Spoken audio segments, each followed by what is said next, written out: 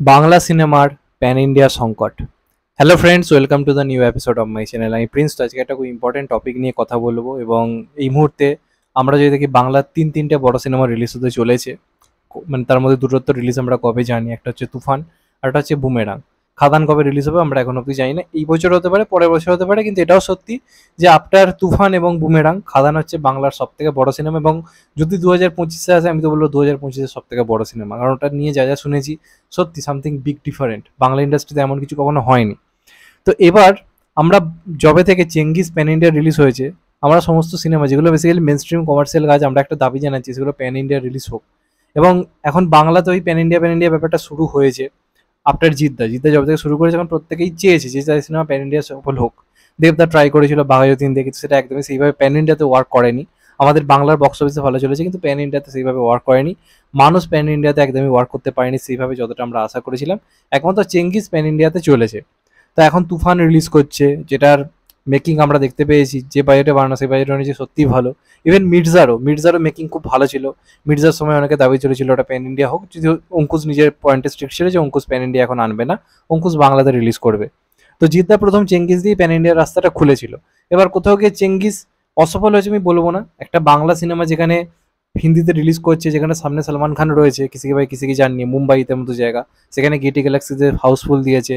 তারপর ধরুন ওখান থেকে মোটামুটি বিস্ট, ভালিমাই, এগুলোর থেকে বেটার কালেকশন আনতে পেরেছে। এগুলো তো সত্যি কথা বলতে গেলে বড় অ্যাচিভমেন্ট, এই নিয়ে কোনো সন্দেহ নেই।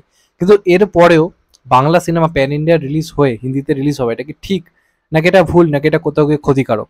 মানে কি মনে হয় এটা নিয়ে, সেটা নিয়ে বেসিক্যালি কথা হবে। তো আমার মনে হয় এই যে সিনেমাগুলো রিলিজ করছে, বুমেরাং সম্ভবত প্যান ইন্ডিয়া রিলিজ হবে যেটুকু ধারণা, যদি না তারা সিদ্ধান্ত পাল্টায়। প্যান ইন্ডিয়া রিলিজ হতে তাদের প্ল্যানিং রয়েছে, এবং বলেওছি যে হিন্দিতে অলরেডি গানের শুটিংও হয়েছে। তো সেক্ষেত্রে ওটা একটা প্যান ইন্ডিয়া রিলিজ হওয়ার চান্স রয়েছে। বাদ বাকি যে তুফান এবং খাদান রইলো, প্যান ইন্ডিয়া রিলিজ কি হওয়া উচিত? আমি তাহলে একটা কথা বলছি, চেঙ্গিজের সফলতাকে মাথায় রেখেই এই মুহূর্তে দাঁড়িয়ে আমার মনে হয় প্যান ইন্ডিয়া রিলিজ অবশ্যই বাংলা সিনেমার জন্য অন্ততপক্ষে বন্ধ রাখা উচিত। প্যান ইন্ডিয়া রিলিজ হলেই এখন কিন্তু বাংলাতে বক্স অফিসের ক্ষেত্রে একটা বড় প্রবলেম হতে পারে, এবং যে কারণে আমার মনে হয় এখন Bangla cinema pan India release হওয়া মানেই কিন্তু বিপদ।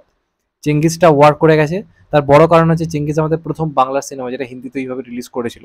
অ্যামাজন অ্যাডভেঞ্চার অনেকটা পরে হিন্দিতে গেছিল, ততদিনে বাংলা কালেকশন হয়ে গেছিল, কিন্তু চেঙ্গিস প্রথম যেটা একই সঙ্গে বাংলা হিন্দিতে রিলিজ করেছিল, যে কারণে এই ক্রেজটা বজায় ছিল। কিন্তু দেখবেন পরবর্তী যে সিনেমাগুলো এইভাবে রিলিজ করেছে, কোনো কিন্তু ক্রেজ বজায় রাখতে পারেনি।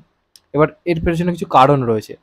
প্রথম আমি যেটা বলবো, আজকে দেখুন, আমার মনে হয় এই যে যখন আমরা যদি দেখি চেঙ্গিস রিলিজ করলো, সেখানে আমরা বাংলা রিভিউয়াররা খুব ভালো রিভিউ দিয়েছিলাম।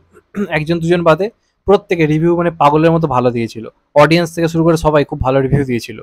কিন্তু আজকে যখন বলিউডে ওই সিনেমাটা রিলিজ করলো, অনেকের মাথায় এক্সপেকটেশন ছিল যে ওখানকার যারা ইউটিউবার রয়েছে, ফিল্ম ইন্ডিয়ান, সুরজ কুমার, তারপর আরও যে সমস্ত নাম করা রিভিউয়ার রয়েছে, তাদের রিভিউর ওপর না আমাদের বাংলার দর্শকরা অনেক বেশি ভরসা করে থাকে। ধরুন কথার কথা বলছি, আমরা বললাম চেঙ্গিস দারুণ হয়েছে, দুর্দান্ত হয়েছে, প্রত্যেকে বললাম।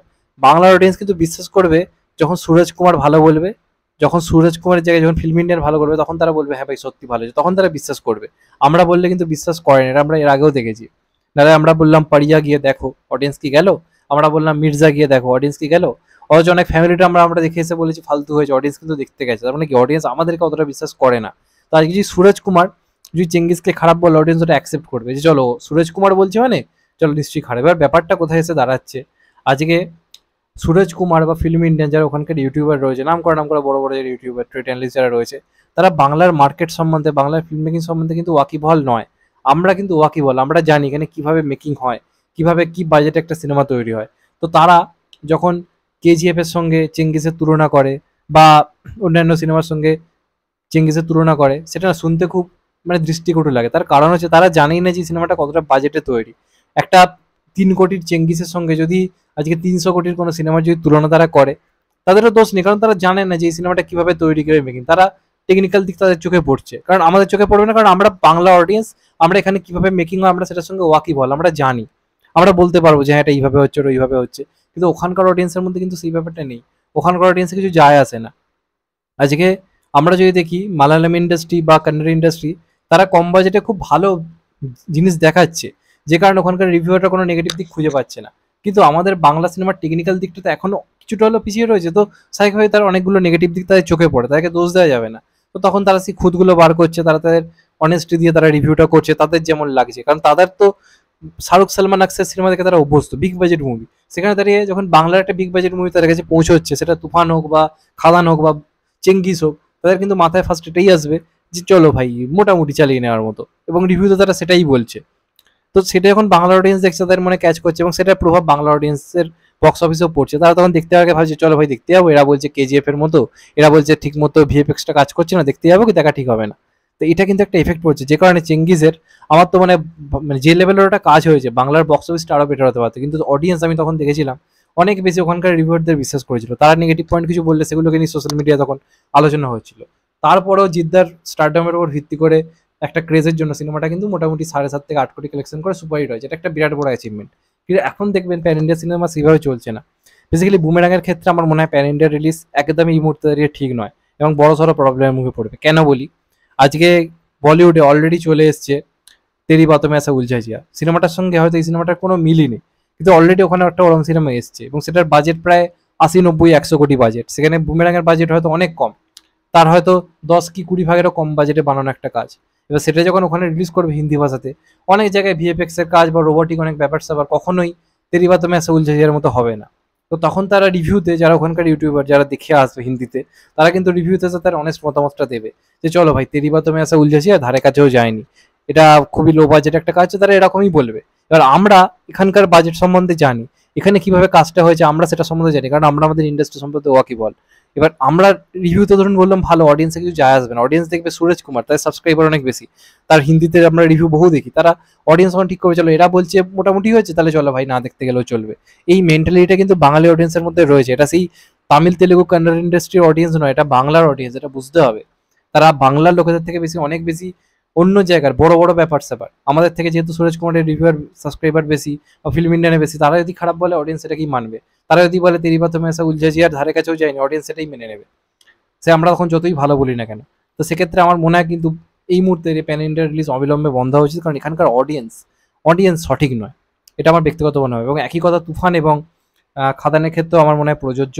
আজকে তুফানও অলরেডি বাংলার অডিয়েন্সে দেখছেন চেঙ্গিস, চেঙ্গিস নয় কেজিএফ বা অ্যানিমেল এগুলোর সঙ্গে তুলনা করছে, কিন্তু সেই হিন্দি অডিয়েন্স জানে না যে একটা তুফান বানাতে কি লেভেলের খরচা হয়েছে, কি লেভেলের ডেডিকেশন লেগেছে। তো সেটাও যখন হিন্দিতে ধরুন কথা কথা রিলিজ হলো, তখন কিন্তু ওখানেও কিন্তু মেকিং নিয়ে অনেক কথাবার্তা শুরু হয়ে যাবে, যে চলো ভাই কোথাও গিয়ে কেজিএফ বা অ্যানিমাল লেভেলটা ম্যাচ করছে না, সাকিব খানের অভিনয়টা কোথাও গিয়ে রণবীর কাপুর বা রকিং স্টার ইয়াসের বা আল্লু অর্জুনের ধারে কাছে যাচ্ছে না। ব্যাস এখানকার অডিয়েন্সের মনে বা বাংলার যারা অডিয়েন্স তাদের মনে একটা নেগেটিভিটি চলে আসবে। এবং খাদানের ক্ষেত্রে তো আরোই বেশি হবে, কারণ খাদান এমন একটা সিনেমাতে চলেছে যেটা বাংলার আউট অ্যান্ড আউট একটা মাস মুভি, এবং দেবের এতদিন পর একটা মাস কামব্যাক। অলরেডি জিদ্দার একটা মাস কামব্যাক হয়ে গেছে, সাকিব খানের হয়ে গেছে, দেবের দরকার রয়েছে। তো আমি তো কখনোই চাইবো না যে খাদান প্যান ইন্ডিয়া হোক, যদি হয় ভালো চলে, আমার থেকে খুশি, বিশ্বাস করে কেউ হবে না। কিন্তু এই মুহূর্তে যে অডিয়েন্সের অবস্থা দেখছি, যেরকম মেন্টালিটি দেখছি, আমার মনে হয় চেঙ্গিসটা ওয়ার্ক করে গেছে, সেটা আমাদের ইন্ডাস্ট্রির জন্য একটা বিরাট ভালো দিক।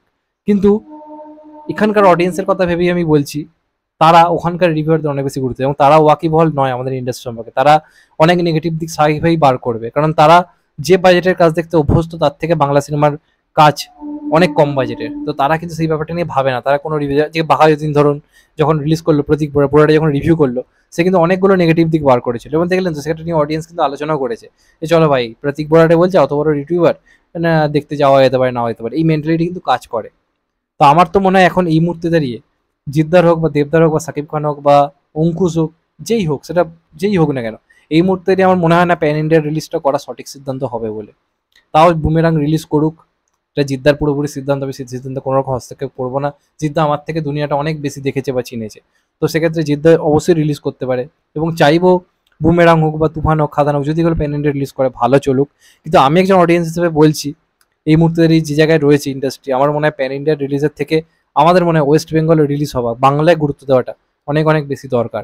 তবুও জিদ্দা যে উদ্যোগটা ছিল বাংলা সিনেমাকে প্যান ইন্ডিয়া লেভেলে নিয়ে যাওয়ার জন্য, সেটার জন্য অবশ্যই জিদ্দার কাছে আমার তরফ থেকে আরও একবার হ্যাটস অফ, তাকে অবশ্যই কুর্নিশ জানাতে হয়। কিন্তু এখানকার অডিয়েন্সের কথা ভেবে, এখানকার অডিয়েন্সের মেন্টালিটির কথা ভেবে আমার মনে হয় immediately Bangla cinema pan India release বন্ধ হওয়া দরকার, সেটা খাদান হোক, তুফান হোক বা বুমেরাং হোক। যাই হোক, এটা আমি আমার মতামত দিলাম, অনেকের সঙ্গে একমত হবে, অনেকের সঙ্গে একমত হবে না। একটা চেঙ্গিস প্যান ইন্ডিয়াতে চলে গেছে, কিন্তু বাকি যে সিনেমাগুলো চলছে না সেগুলো কিন্তু ভাবার কারণও রয়েছে। এটাই হচ্ছে কারণ যেটা নিয়ে আমি আলোচনা করলাম। আজকে বাংলায় কেন মানুষ সেই বিজনেসটা আনতে পারে না, কারণ ওখানকার অনেক ইউটিউবার দেখে আমি দেখেছিলাম তখন রিভিউতে বলছে যে চলো ওই সিনেমাটা এই সিনেমাটার মতো, ওই সিনেমাটার মেকিং বা জিদ্দার এন্ট্রি সেই লেভেলের হচ্ছে না, অথচ আমরা কিন্তু ভালো বলছি, তখন অডিয়েন্স বিশ্বাস করছে না।